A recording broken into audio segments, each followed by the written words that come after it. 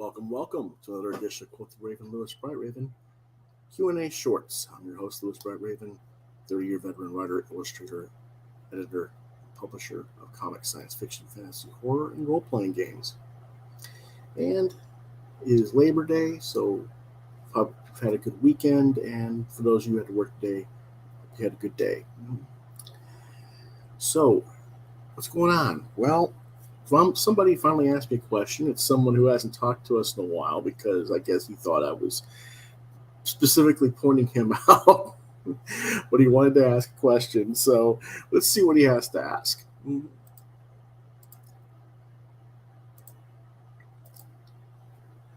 Whoops, this is a wrong question. Let me get the right question loaded up for you, folks. I don't know how that happened. That's last time's question.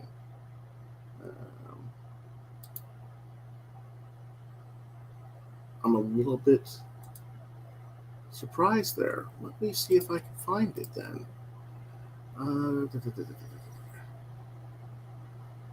There it is.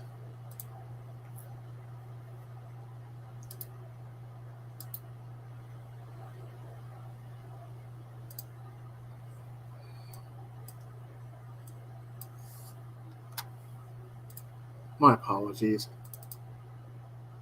Here we go.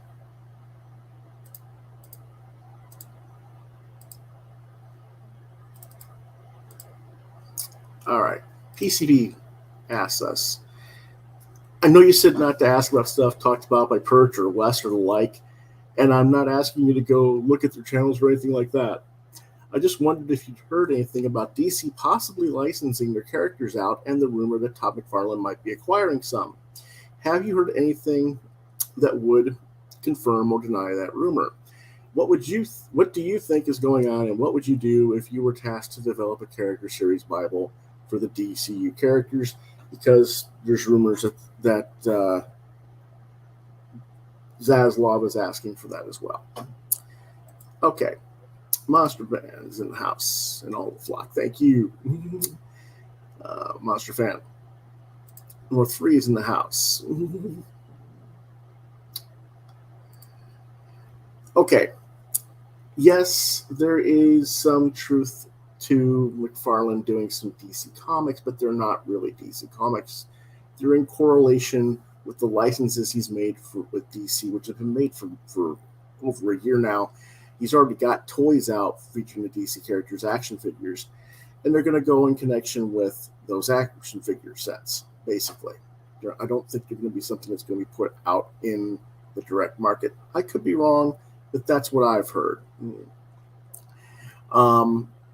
This does not necessarily mean that all of a sudden Todd McFarlane is going to run DC, which there have been people spewing that nonsense. And I'm not going to name names, but they're putting this faux excitement out that Todd McFarlane's coming to DC. Todd McFarlane's coming to DC. Number one, who gives a shit if Todd McFarlane comes to DC? When was the last time Todd McFarlane was really relevant? And I want you to think about this. When was the last time he was really relevant? When was the last time you had a Spawn TV series? When was the last time you had a Spawn movie? When was the last time that Spawn was in the top 10 sales? Been a while, hasn't it? Who cares? That's my hot take on that. Now, he's also supposedly doing a new Spawn/Batman crossover event book for DC. Okay, do we care? Not really. Is this going to set him up as the new guy to take over from Jim Lee, who runs DC? Seriously? Come on, folks. Yeah. Come on, Ethan. Come on, Perch. Come on, Wes. Think. Don't forget, I just told you in this brand new previews catalog, Mark Silvestri is doing Batman. He's got that Batman miniseries.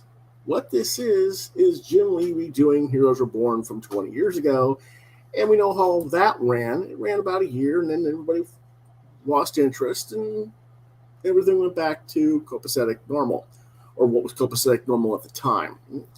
So that's what you're looking at in all due likelihood. Now, does that mean that Todd's going to have more books or something like that in relation to the toys? He'll do it as long as he has interest and they're paying him enough to do it, I guess. But again, I just don't see him being a regular monthly person doing that for anything other than himself, and not any major corporation. Northfree says McFarlane stopped caring about comics in the 90s. Yeah, he's not coming in on a regular basis. No, I don't think so either. I don't know if he stopped caring about comics. Well, yeah, I guess you could say he's like, yeah, I've already achieved everything I've done in comics. I've already done it all, which in a way he has. So I guess, but I think he's more concerned about his own brand than he is DC. Personally, that's just my take. The other thing is, there is valid discussion going on behind the scenes at DC. Zaslav, who is running over the numbers and basically running over DC with a steamroller, according to everybody, he has now asked for character/series Bibles for all the DC characters. And apparently people are in a panic over it behind the scenes because what does this mean? Yeah, yada, yada, yada. Well, what it means basically is he wants to streamline everything so that things are pretty much equal on comics, television, film, video games. We're all on the same page. That's what he's trying for. It's not going to happen. It doesn't happen at Marvel, so I don't know why you think it's going to happen at DC. But the notion that they have to make character/series Bibles all new again, when they've got 5 or 6 of them already in place, what you need to do is go back through the ones you've already made and decide which one you're picking to go with. They've got the pre-Crisis. They've got Mark Wolfman and Company's Crisis era from the 80s. They've got the DCAU Bibles from Bruce Timm and Paul Dini and Matt Reeves and those people for the animated series. They can do all that. You can take all that DCAU stuff and structure that as your base. They've got 0 Hour. They've got DC 52. So they've got plenty of different Bibles to work from. Yep. Yada, yada, yada. Yeah, exactly.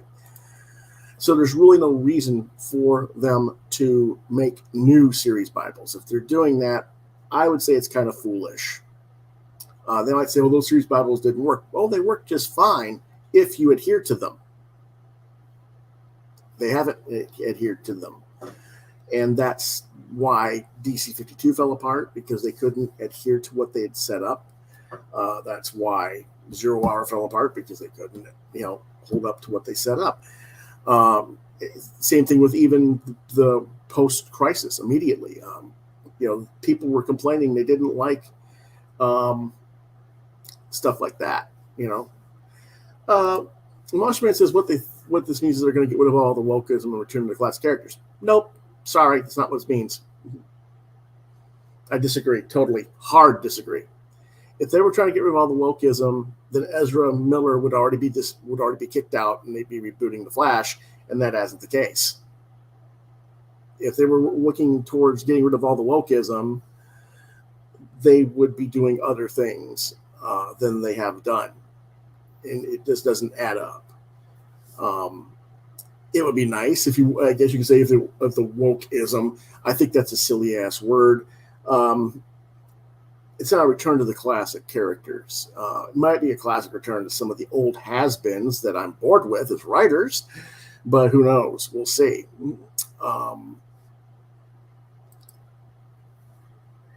If you mean they're going to get rid of all the adulterization, that would be nice. And what I mean by adulterization is the character sex lives. Who gives a damn? We don't need that. Comic books are meant for kids and teens, not us in our 40s and 50s and 60s wishing we were still our teens. That's what superhero comics are for. And superhero kids comics don't need to be about worrying about,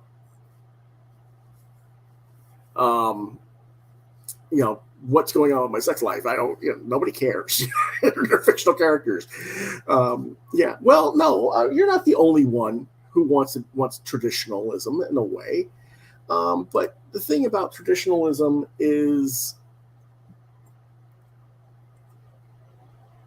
it gets so rooted in the past that the characters end up being stagnant eventually. And you need to have fresh takes, and you need to have fresh ideas. Unfortunately, the newer generation of writers really aren't bringing anything that's fresh and new. They're recycling their comic book and DVD collections, telling the same old stories, and they're not as skilled as the ones who told the stories already. And so you're bored with them. I'll give you a perfectly good example, even before this so-called wokeism. J. Michael Straczynski, who is a very successful writer who's been working professionally for 40 years, does Superman Walk Across America so he can get back in touch with American people and roots and himself. Remember that storyline? 25 years earlier, Gerard Jones did the same damn thing with Hal Jordan in the beginning of the Green Lantern series, when Hal was hiking across America after he got out of prison for being a drunk driver. Remember that? It's the same damn story. It's just a different character applied. Been there, done that. Who gives a damn? And that was reflected in the sales.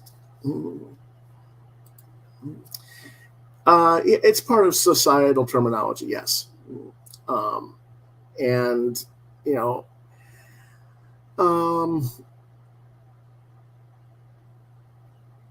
difference, though, is you can understand what waking up means, and being in touch with what's going on in society. But a lot of people who are anti-woke just don't want to take a look around at what's going on in the world. And that's where the resentment and the hate and bumping heads is taking place more than anything else. But the funny part is this stuff already happened in the science fiction community. It already happened in the video game community.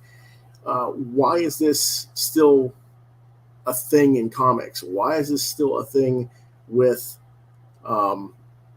Hollywood now? It really should be over and done with. We already are aware of it, and we should be moving forward from it. And as you can see in the bottom corner, the Midnight is making his appearance. he's showing you all his behind. Come here, kitty.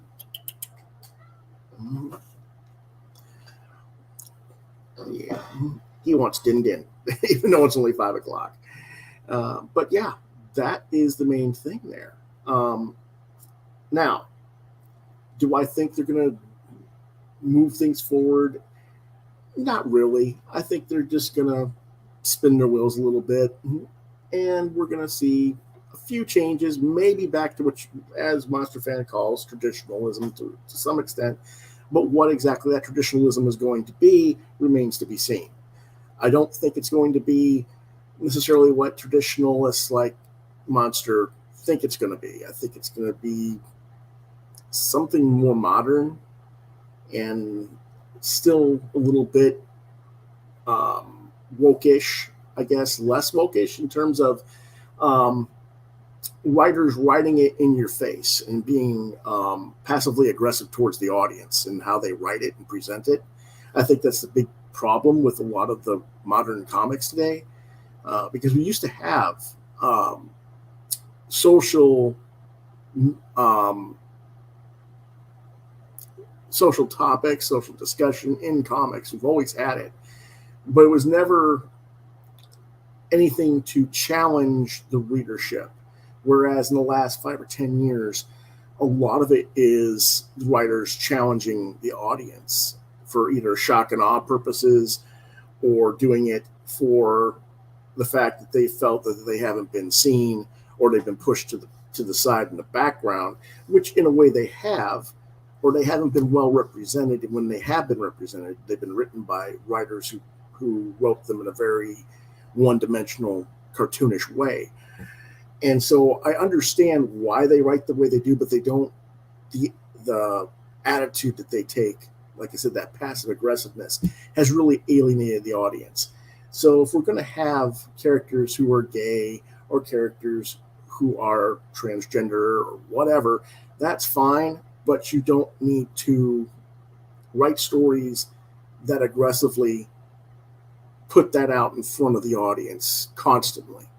And I think that's where the big mistake is. And if we're going to go back to a more traditional sense in that and get away from that while still keeping these characters intact, I think that can work, but you got to have editors and writers who understand this. And I don't know if that's going to change or not in the immediate future. It might in the next 4 or 5 years, but I don't know if it's going to happen between 2022 and 2023 yet. It should, one can hope, but we'll wait and see. And that's all I have for today, I think. It's been a kind of a crazy day. I don't know if I'll be on tomorrow or not. I will try to be, but I have doctor's appointments.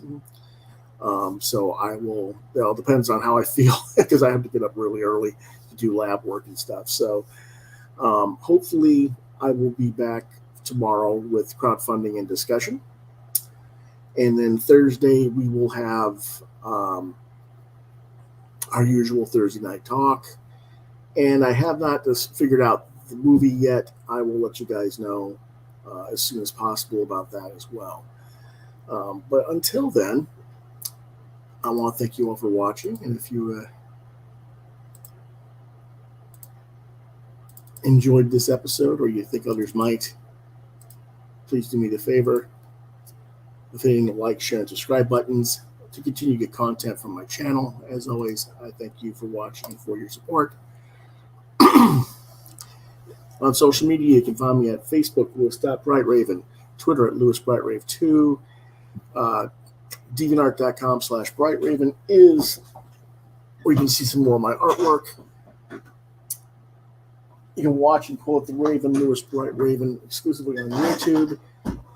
If you have questions, comments, suggestions for topics, quote the Raven LBR72@gmail.com is the address to reach out to me at. If I don't get back to you within a day or two, try LewisBrightRaven@yahoo.com. One more thing before we go. For those who are still watching, I am working on the artwork for the new opener still. This is as far as I've gotten. I haven't inked it yet. And once it gets finished penciled and inked, I'll get it off to a colorist. So I have been working on it. I just haven't had a chance to really do it on screen. I wasn't comfortable sitting here, right here in front of the camera to do it. With the camera over, like I sometimes do with the live draw. I just wasn't comfortable with the position to do detail on this one that way, so I didn't do it live. But just so you know, I am working on it. All right, folks, that's all for now. We'll see you next time. Have a good day.